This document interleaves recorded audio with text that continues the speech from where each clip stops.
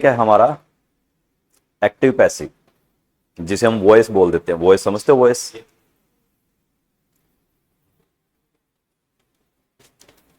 Topic सारे ही आएंगे paper में। दरअसल कुछ एक बच्चे ऐसे थोड़ी डिमांड थी कि वो टॉपिक पहले करवा दिए जाए।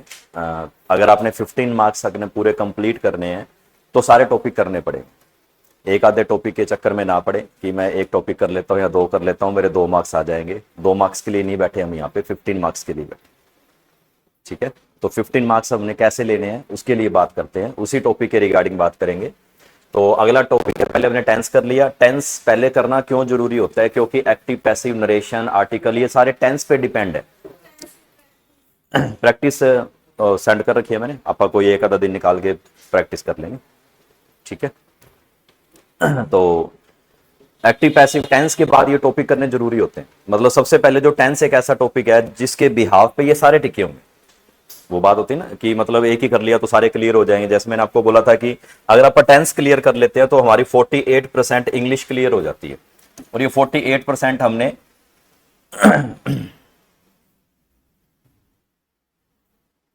क्योंकि इसके अंदर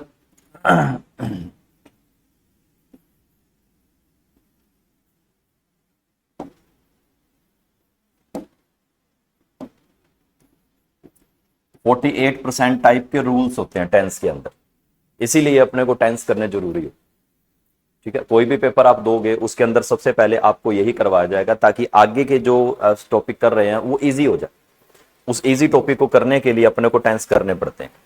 अब अगला टॉपिक है हमारा एक्टिव पैसिव, जिसको हम वॉइस बोल देते हैं। आपने इसके लिए जरूर सुना होगा कि इसको वॉइस बोलते हैं। अब बात यह आती है कि वॉइस क्या चीज होती है, वॉइस के ऊपर बात करते हैं।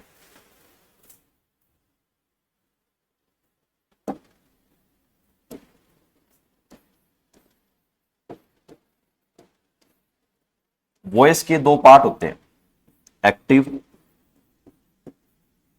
पैसिव। होता वॉइस है, इसको वॉइस ही बोला जाता है। इस वॉइस के 2 पार्ट होते हैं, एक एक्टिव पार्ट होता है, एक पैसिव पार्ट होता है। इतना हुआ। अब बात ये करते हैं वॉइस। वॉइस का मतलब क्या हो सकता है? वॉइस को क्या कहते हैं? क्या होती है वॉइस? वॉइस का मतलब क्या है? आवाज। वॉइस का मतलब क्या है? आवाज। आवाज मतलब कि आपके बोलने का तरीका, यही है। मतलब कि कौन से पर्सन ने कौन सी बात किस तरीके से बोली है, वो वॉइस कहलाती है। अब वॉइस के अंदर जो 2 पार्ट हुए, एक एक्टिव हो गया और एक पैसिव हो गया। आपने यस, एक्टिव का मीनिंग क्या होता है? एक्टिव, जो एक्टिव है प्रेजेंट टाइम में। हाँ जी, एक्टिव।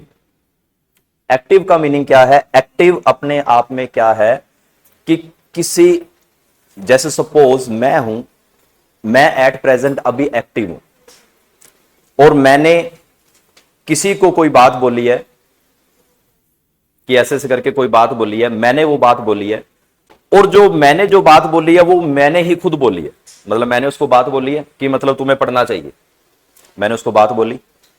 अब इस बात को किसी और तरीके से भी तो बोला जा सकता है, क्योंकि हर एक बात के अलग अलग मीनिंग, अलग अलग तरीके होते हैं ना। क्योंकि आप अक्सर हर चीज देखते हैं कि हर बात के 2 मीनिंग होते हैं।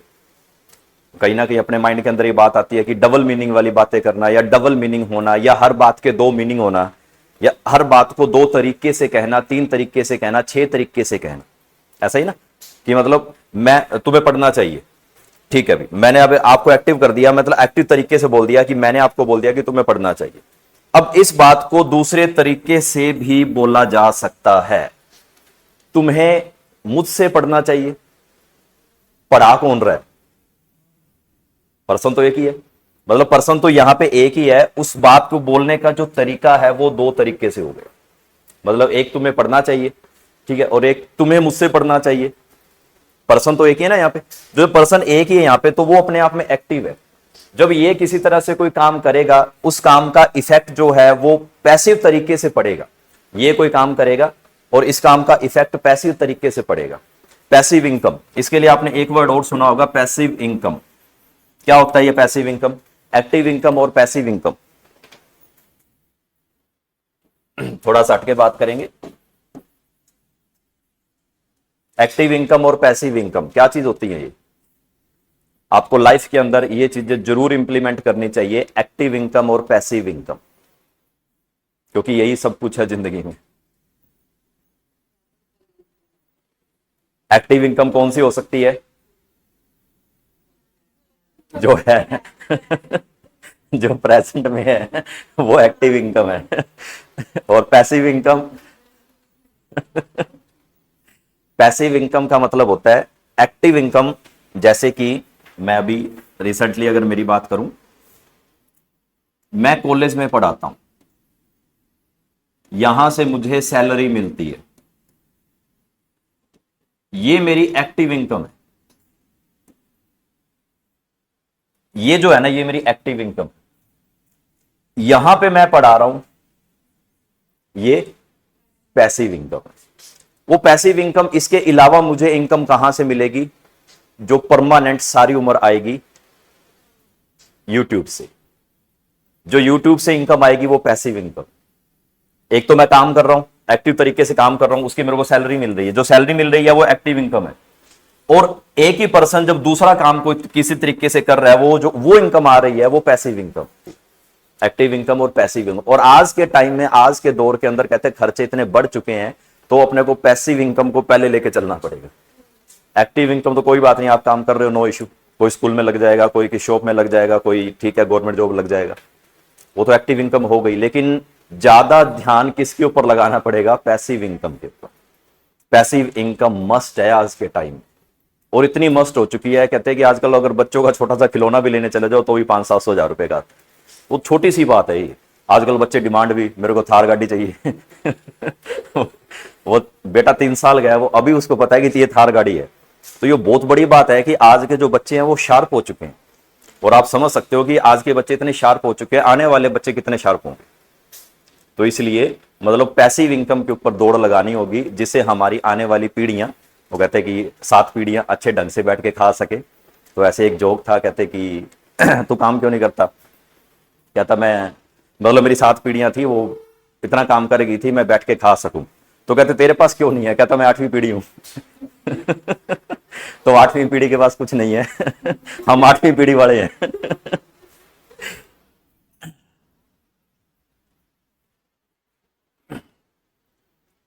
इसमें एक ट्रिक आएगी, उस ट्रिक से हमें यह पता चलेगा कि एक्टिव टू पैसिव को हम विद इन सेकेंड कैसे उसको सॉर्ट आउट कर सकते हैं। क्योंकि रीजन यह है कि पेपर में इतना टाइम नहीं होता। क्योंकि आप ये समझो कि एक सेंटेंस को करने के लिए हो सकता है मिनिमम आपको 1 मिनट मिले। 100 गए, 100 सेंटेंस, 150, आई थिंक 150 का पेपर होता है, तो 150 का 100 मिनट मिलते हैं, 2.5 घंटे मिलते हैं। 2.5 घंटे मतलब कितने हो गए? 150 मिनट हो गए। अच्छा, 150 मिनट यानी कि 1 मिनट का एक सम हो गया, ऐसे ही है? ठीक है, 150 मिनट यानी कि ये समझो कि एक सम को करने के लिए 1 मिनट ही मिलेगा। इसलिए अपने को ट्रिक्स इंप्लीमेंट इसलिए अपने को ट्रिक्स इंप्लीमेंट करनी पड़ेगी सारी के सारी। एक बार इसके रूल समझ लीजिए।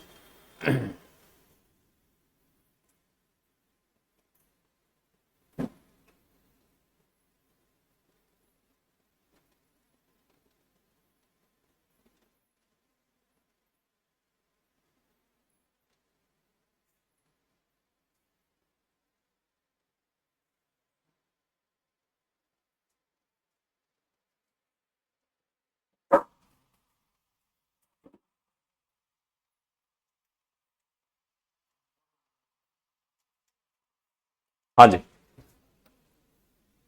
इन एक्टिव वॉइस द सेंटेंस,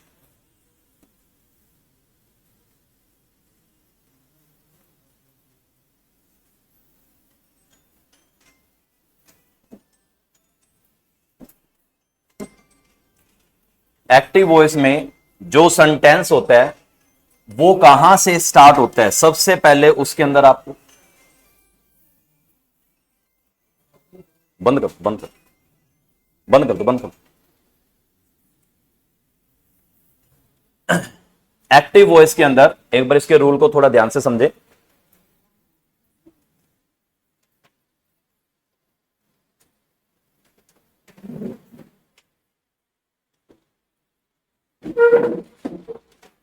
हाँ जी, एक्टिव वॉइस के अंदर जो सेंटेंस होता है वो सब्जेक्ट से शुरू होता है। इसके अंदर तीन चीज हमेशा मिलेगी आपको, सब्जेक्ट, वर्ब, ऑब्जेक्ट।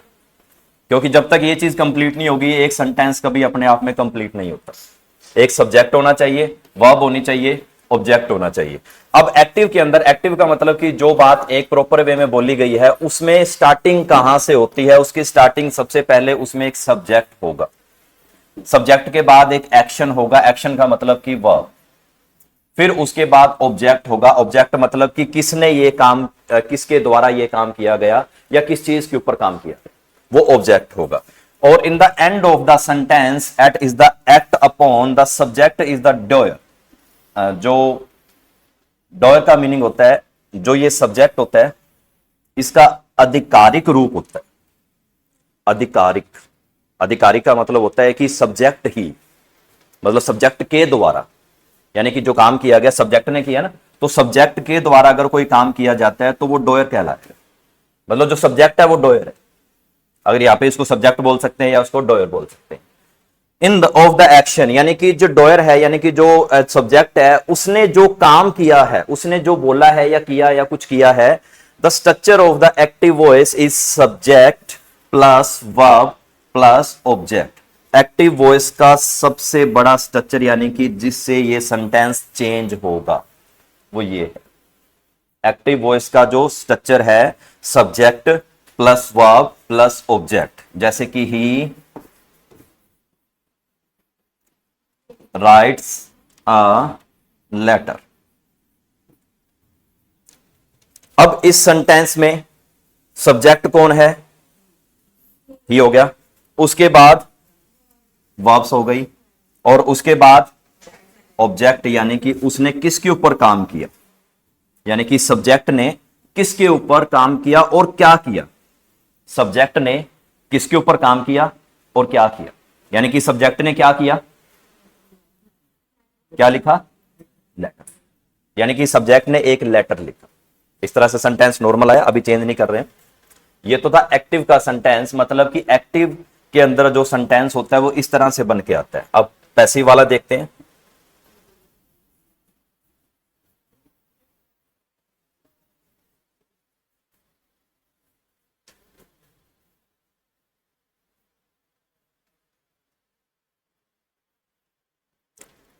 पैसिव वाला है इसके अंदर, when the subject is receiver of an action, for an example flowers are loved by her। Active के अंदर हमारे पास एक सेंटेंस था क्या,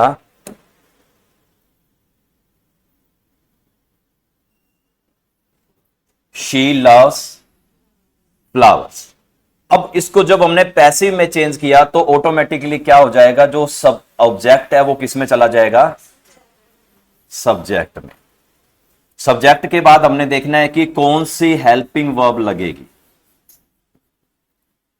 हेल्पिंग वर्ब, फिर उसके बाद मेन वर्ब, फिर उसके बाद बाय, फिर उसके बाद जो सब्जेक्ट है वो क्या बन जाएगा, ऑब्जेक्ट बन जाएगा। ये पैसिव वॉइस की फॉर्म है। आ गया ना, लग तो गया। मैंने एक बार वैसे वर्ब लिख दी ना, वो सारी उसमें क्लियर हो गई, क्योंकि ये हेल्पिंग वर्ब आ गई, हेल्पिंग वर्ब के बाद मेन वर्ब लगेगी ना, तो वो सेकंड, फर्स्ट, सेकंड, थर्ड में चेंज होगी, वो आगे एक बार बताएंगे। एक बार हम स्ट्रक्चर को क्लियर कर रहे, ठीक है। तो कहते हैं कि जो पैसिव वॉइस है, पैसिव वॉइस के अंदर हमने इस चीज को देखना है कि मतलब वो किस तरह से चेंज हो रही है। चेंज होने का मतलब जो सब्जेक्ट है वो ऑटोमेटिकली ऑब्जेक्ट में चला जाएगा, और जो ऑब्जेक्ट है वो सब्जेक्ट में चला गया जब उसको पैसिव में चेंज कर रहे हैं, यानी कि subject change into object, object change into subject. इतना हुआ। अगर सब्जेक्ट जो है वो यहां पर ही, शी, इट, नेम कोई भी आ गया, तो फिर उसके बाद यहां पे सब्जेक्ट के अकॉर्डिंग देखनी यहां पे कौन सी वर्ब लगेगी, सब्जेक्ट के अकॉर्डिंग, क्योंकि सब्जेक्ट से ही वो सेंटेंस क्लियर होगा कि कौन सी हेल्पिंग वर्ब लग रही है। फिर उसके बाद जो मेन वर्ब का यूज किया जाएगा, फिर उसके बाद बाय, फिर उसके बाद सब्जेक्ट चेंज इनटू ऑब्जेक्ट। मतलब इस तरह से इसका ये स्ट्रक्चर है। अब स्ट्रक्चर सारे क्लियर होंगे आगे वन बाय वन, सब हर एक चीज मैंने इसमें प्रॉपर मेंशन की हुई है। सबसे पहले हमारे पास ये टोटल जो टेंस होते हैं, टोटल टेंस कितने होते हैं, हाँ जी 16, हाँ जी 12। जो टोटल टेंस होते हैं वो 12 होते हैं, एक में 4 होते हैं ना, एक में 4 हो गए, तो वैसे 48 होते हैं सारे के सारे, एक में 4 हो गए तो 3 हो गए ना, प्रेजेंट में 4, पास्ट में 4 और फ्यूचर में 4, टोटल कितने हो गए? 12 हो गए ना। तो 12 के अंदर हमारे पास 8 सेंटेंस चेंज हो सकते हैं, 4 नो चेंज होते हैं। यानी कि टेंस टॉपिक करना इसलिए नीडेबल में था कि उसके अकॉर्डिंग हम नरेशन और वॉइस को चेंज कर सकते, इसलिए। तो यानी कि सबसे पहले हमारे पास ये सिंपल प्रेजेंट का स्ट्रक्चर बना हुआ है। सिंपल प्रेजेंट के स्ट्रक्चर को हम किस तरह से देखेंगे कि कौन सा सब्जेक्ट है, कौन सा ऑब्जेक्ट है। ये सिंपल प्रेजेंट है। सिंपल प्रेजेंट में हमारे पास किस तरह से सेंटेंस आएगा और किस तरह से वो चेंज होगा। एक बार आपको सिर्फ और सिर्फ इनके स्ट्रक्चर के ऊपर काम करना पड़ेगा, यानी कि अगर स्ट्रक्चर याद हो गए तो ऑटोमेटिकली सेंटेंस चेंज होने शुरू हो जाएंगे। ठीक है, इसको आप नोट करना है, नोट कर लेना। ये पीडीएफ आपको ग्रुप में मिल जाएगी, आराम से आप अपना देख लेना, कोई इश्यू नहीं है। सबसे पहले ये सिंपल प्रेजेंट में हमारे पास जो सेंटेंस होता है वो सेंटेंस सब्जेक्ट, वर्ब की first form, object. Subject, verb की फर्स्ट फॉर्म, इसके साथ एस या इस भी लगता है। अगर सब्जेक्ट यहां पे ही शी है तो ही शी, इट, नेम, तो इनके साथ एस या एस भी लग सकता है। अब ये वाला जो स्ट्रक्चर होगा इस तरीके से चेंज होगा, ये तरीका हो गया। जो ऑब्जेक्ट है, जब हम एक्टिव को पैसिव में चेंज करेंगे तो object change into subject. Subject के बाद देखना हमने इज का यूज होगा, एम का यूज होगा या आर का यूज होगा। अभी इसमें इज एम आर को हम क्लियर करते हैं कि इज किसके साथ लगेगा, एम किसके साथ लगेगा, आर किसके साथ लगेगा। जो आई है, अगर सब्जेक्ट के अंदर आई आ जाता है तो इसके साथ एम लगेगा। अगर वी आ जाता है तो आर, वेरी गुड। यू आ जाता है तो आर, ही आ जाता है तो इज, वेरी गुड। ही आता है तो is, they are, it, very good. Name, is, मतलब वही सब्जेक्ट आ गए। सब्जेक्ट के साथ कौन सी हेल्पिंग वर्ब लग रही है, वो हेल्पिंग वर्ब मैंने यहां पर सामने मेंशन कर दी। फिर उसके बाद सब्जेक्ट के बाद वर्ब की थर्ड फॉर्म यानी कि मेन वर्ब। यहां पे मेन वर्ब का मतलब जो वर्ब की फर्स्ट फॉर्म होगी वही थर्ड में चेंज होगी एवरी टाइम। मतलब जब भी हम एक्टिव टू पैसिव बनाएंगे हमेशा हर बार अपने को क्या मिलेगा, वर्ब की थर्ड फॉर्म में, चाहे उसमें फर्स्ट फॉर्म आए, चाहे उसमें सेकंड फॉर्म आए, चाहे उसमें थर्ड फॉर्म आए, लेकिन वो चेंज हर बार किस में होगी, थर्ड फॉर्म में होगी।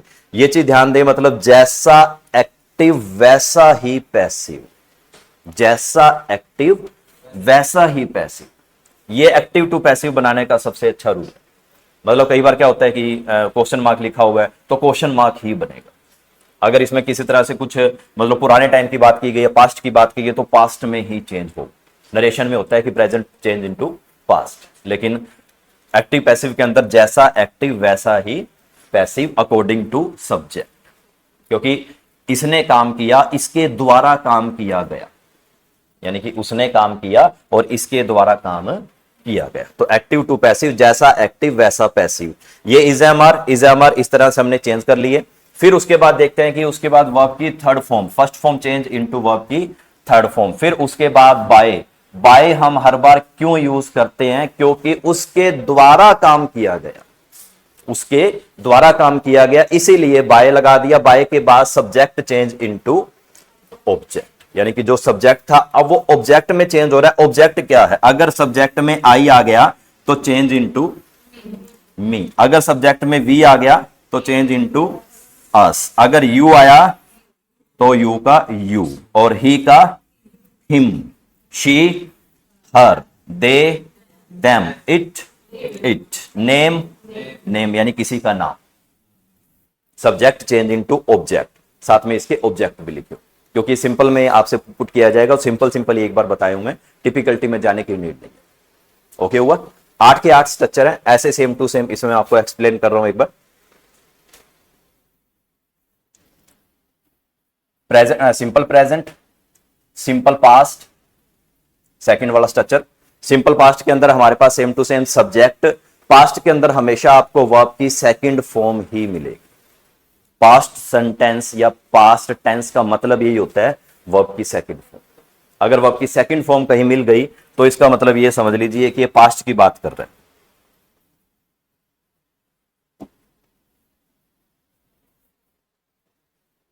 सब्जेक्ट, वर्ब की सेकंड फॉर्म, ऑब्जेक्ट, और change into subject, change into object.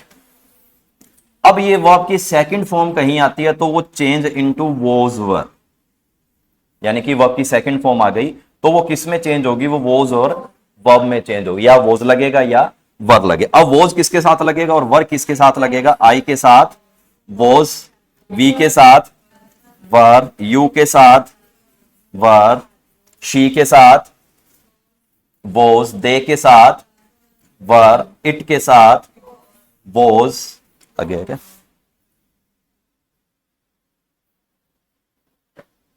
ही के साथ वॉज और नेम के साथ वॉज, ये आ गए। यानी कि वॉज और वर, फिर उसके बाद सेम टू सेम वर्ब की थर्ड फॉर्म, फिर उसके बाद बाय, फिर उसके बाद सब्जेक्ट यानी change into object. I change into me, we change into us, you change into you, he, him, she, her, they, them, it, name, name. ये था सब सेकंड सिंपल फ्यूचर। थर्ड वाला है सिंपल फ्यूचर, यानी कि future का अगर sentence आ जाता है तो वो किस में चेंज होगा, सेम टू सेम उस, ये होंगे सारे के सारे सेम टू सेम चेंज ही, बट इसमें सिर्फ और सिर्फ जो चेंज हो रहा है वो वर्ब की थर्ड फॉर्म चेंज हो रही है और बाय लग रहा है, और उसके साथ जो हेल्पिंग वर्ब यूज कर रहे हैं वो लग रही है। जैसे कि सब्जेक्ट, सब्जेक्ट के साथ विल, विल के बाद वर्ब की फर्स्ट फॉर्म, फिर उसके बाद ऑब्जेक्ट। ये सिंपल फ्यूचर का स्ट्रक्चर है। सब्जेक्ट आएगा, विल आएगा, वर्ब की फर्स्ट फॉर्म आएगी और ऑब्जेक्ट आएगा change into same to same वही, विल के साथ बी, वर्ब की third form, subject change into object. बस स्ट्रक्चर वही रहेंगे सारे, जो चेंजिंग सिस्टम है सारा का सारा वही रहेगा। सिर्फ और सिर्फ एक बार हमने इसके स्ट्रक्चर को रीड आउट करना, स्ट्रक्चर को रीड आउट करने के बाद सेंटेंस कैसे चेंज होंगे अभी आपको क्लियर हो जाएगा। ठीक है। प्रेजेंट कंटिन्यूअस, कंटिन्यूअस की एक ट्रिक होती है। कंटिन्यूअस की ट्रिक क्या होती है, चार सेंटेंस आएंगे, चार सेंटेंस के अंदर आपको सिर्फ और सिर्फ वो ऑप्शन दिए होंगे ना। जैसे एक सेंटेंस आ गया, I am writing a letter. अगर सेंटेंस में कहीं भी आपको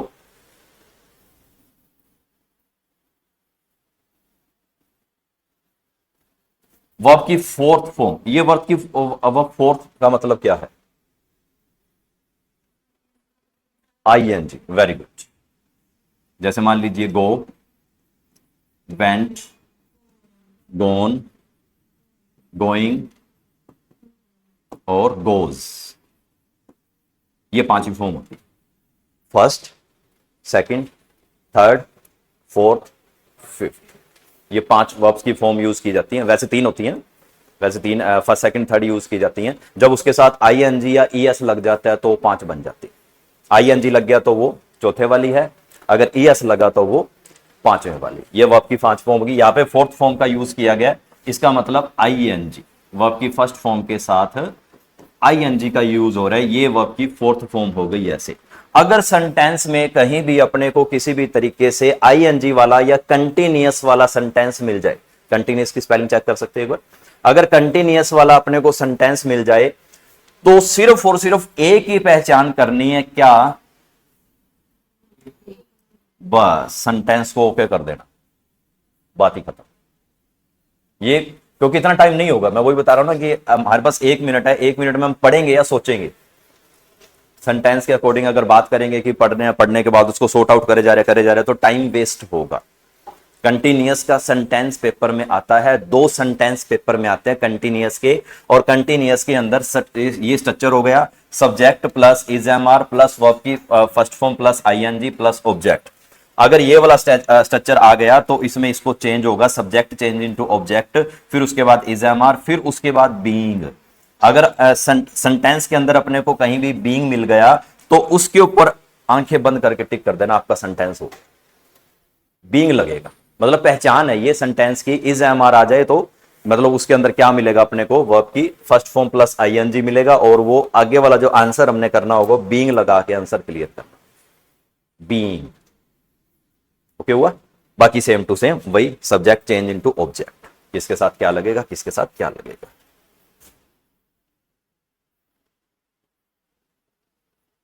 प्रेजेंट कंटिन्यूस, अच्छा हो गया। पास्ट कंटिन्यूस, सिर्फ और सिर्फ बीइंग लगा, चाहे वो कंटिन्यूस का आपको कहीं भी मिल जाए, किसी भी तरीके से बस बीइंग लगा के सेंटेंस को क्लियर कर। ठीक है, 5 हो गए। ये पीडीएफ आपको मिल जाएगी, कोई नहीं, आप आराम से नोट कर लेना। और प्रेजेंट परफेक्ट, प्रेजेंट परफेक्ट अगर सेंटेंस अपने को मिल जाता है तो प्रेजेंट परफेक्ट के अंदर हैज है वो कंफर्म करता है, और हैज है उसे अपने को ये देखना होगा किसके साथ हैज लगेगा, किसके साथ हैव लगेगा। ये हमारा स्ट्रक्चर है, हैज, हैव, वर्ब की third form plus object. Verb की थर्ड फॉर्म ऑलरेडी लगी हुई है तो सर वर्ब की थर्ड फॉर्म लगाने की नीड है, चाहे वर्ब की यहां फर्स्ट फॉर्म आए, चाहे सेकंड फॉर्म आए, चाहे थर्ड फॉर्म आए, चाहे फोर्थ फॉर्म आए, चाहे फिफ्थ फॉर्म आए, वो सब्जेक्टिव में, एक्टिव में, यहां पे वर्ब की थर्ड फॉर्म ही आएगी, चाहे यहां पे फर्स्ट आए, सेकंड आए, थर्ड आए, फोर्थ आए, फिफ्थ आए, यहां पर थर्ड ही आएगी। सब्जेक्ट, उसके बाद हैज, फिर हैव, फिर वर्ब की थर्ड फॉर्म, फिर object, subject change into object, और object change into subject, has, have. इसके बाद सिर्फ और सिर्फ हमने बीन लगाना है। अगर बीन वाला सेंटेंस दिखा तो टिक कर देना और आगे बढ़ देना। ये छोटी छोटी ट्रिक्स है, छोटी छोटी ट्रिक्स से सेंटेंस को पहचाना जा सकता है, क्योंकि ऑन द टाइम कभी कभार ऐसे होता है कि सेंटेंस या उसका स्ट्रक्चर दिमाग में ना आए, या कभी कभार ऐसा लगता है कि मुझे याद नहीं आ रहा, फिर हम इधर उधर देखने की बजाय, क्योंकि जो ये चीज मैंने आपको क्लियर कर दी, जो पूछने वाला होगा सिर्फ और सिर्फ, जैसे वो कहते हैं घुमा के पूछना, सेंटेंस वही होते हैं, सिर्फ उसका तरीका अलग हो जाता है। मतलब वो कहीं ना कहीं इस तरह के 2 सेंटेंस लिख देगा, 2 सेंटेंस के अंदर एक ये देगा कि एक तो वर्ब की थर्ड फॉर्म होगी और एक वर्ब की सेकंड फॉर्म होगी। अब सेकंड फॉर्म तो अपने को पता कभी आएगी नहीं, आएगी तो थर्ड फॉर्म, थर्ड फॉर्म के ऊपर टिक करते हैं।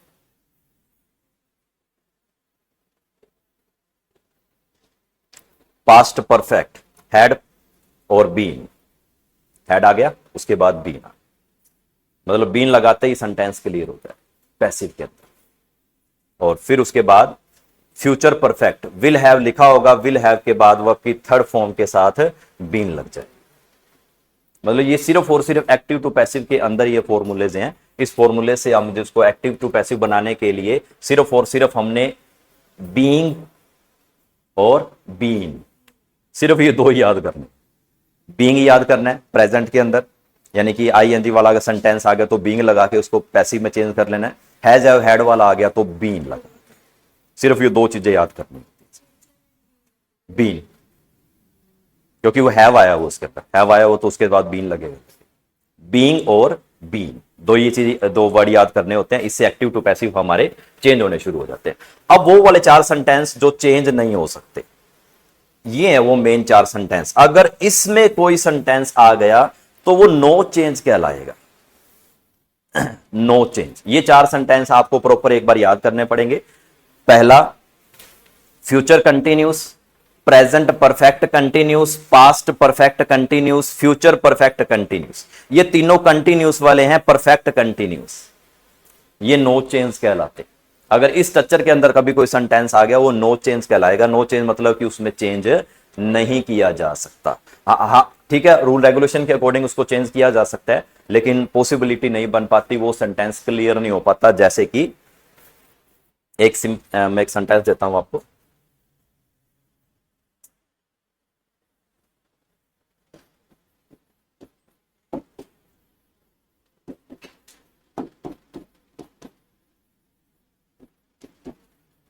he is going to market, change it।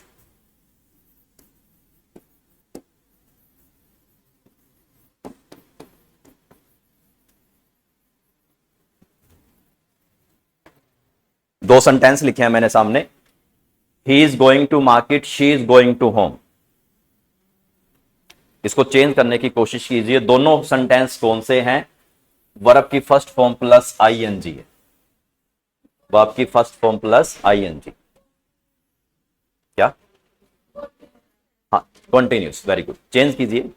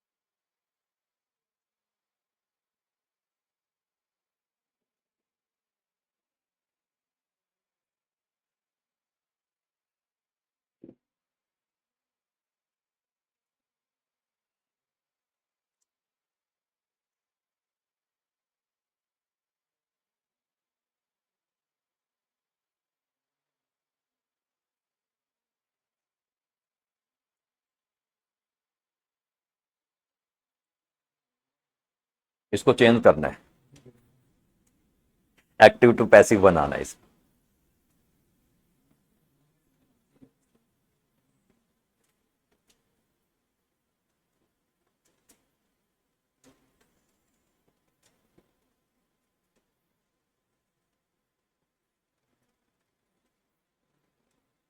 अगर इसको चेंज कर दिया तो आज के आप स्टूडेंट ऑफ द डे हो।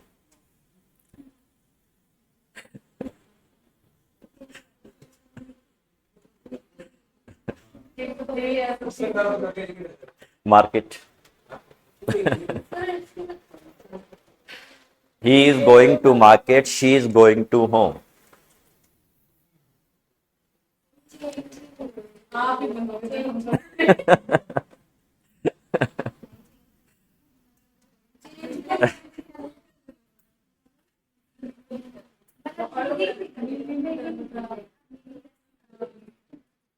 मीनिंगलेस है। चेंज नहीं हो रहा। Very good. यानी कि market is being going to gone to gone by her, gone by her. She is going to market to home, home is being gone by her. वाक्य meaningless हो। चलिए, तो कभी भी दूसरा ये सेंटेंस, एक और शॉर्टकट ट्रिक्स जिसे हम कह सकते हैं नो चेंज। कैसे? जब कभी भी ऑब्जेक्ट से पहले टू प्रीपोजिशन आ गई तो ये नो चेंज होगा। शॉर्टकट ट्रिक्स याद करने का सबसे अच्छा तरीका, सेंटेंस चेंज ही नहीं होगा, चाहे जितना मर्जी लगे रहना। और फंसाने, वही बता रहा हूं, पेपर ने उसने तो आपको फंसाने वाले काम करने हैं ना। मतलब ऐसे क्वेश्चन पेपर में रखने हैं जो आप उसके ऊपर अपना टाइम वेस्ट करते रहो, और वो टाइम वेस्ट करते रह जाओगे, सेंटेंस चेंज नहीं होगा। जब कभी भी इस तरह का कोई सेंटेंस आ जाए, बस ये देख लेना टू आना चाहिए प्रीपोजिशन। टू प्रीपोजिशन मिल गई, उसके बाद कुछ मर्जी आ जाए, वो सेंटेंस नो चेंज है, बात ही खत्म। जिस तरह से ये 4 सेंटेंस नो चेंज है, उसी तरह से ये प्रीपोजिशन वाला सेंटेंस भी नो चेंज कहलाता है, जो कभी चेंज नहीं हो सकता। ये थे इसके 8 रूल्स और 4 नो चेंज। कल इसकी प्रैक्टिस करते हैं।